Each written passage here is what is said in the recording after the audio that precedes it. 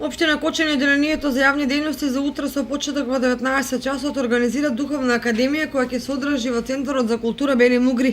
На Духовната академија ќе настапат хорот Света Лидија Македонска од Леснова, Свети Климент Охридски од Штип и Свети Јован Дамаскин од Радовиш. Храмот посветен на Светиот Великомаченик Георги во Кочани има неколку активности.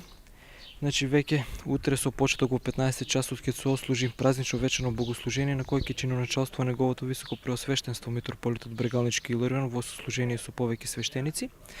Потоа во 19 часот во Центарот за култура Бели Мугри ќе има Духовна академија на која ќе настапат Лесновскиот хор, Штипскиот хор и хорот при храмот Света Тројца од Радовиш. Во рамките на програмата за одбележување на Петровден во саботата на Пониква се одржа Влашкиот етно фестивал со наслов на Петровден сите на планина, а концерт одржа Гиши Гурухаре. Иницијативата за одржување на фестивалот потекнува од желбата за зачувување на влашката култура и традиција. Власите секоја година од пролет до есен животот го поминувале тука на планина со своите стада овци. Ние сакаме да се навратиме на корените кога нашите предци токму на Петровден доаѓале од сите краишта и се собирале овде, на ова место, на овој ден, па дури организирале и свадби со големи ора.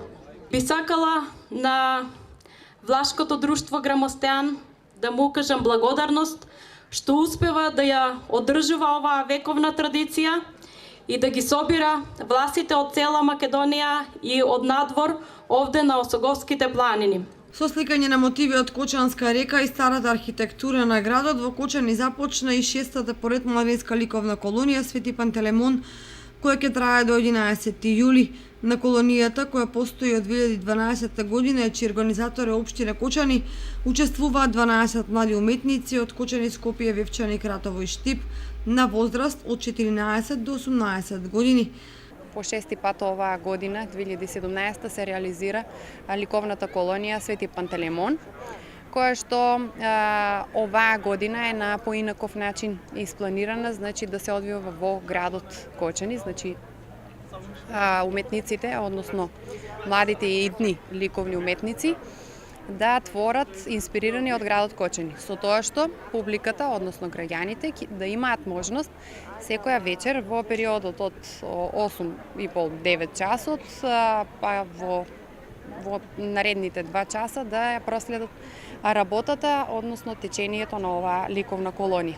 За време на реализацијата на колонијата, кочанската публика ќе има можност секој ден од 21 часот да ги посети учесниците покрај кеот западното крило на Националната установа Центар за култура Бели Мугри и да присуствува на создавањето на ликовните дела.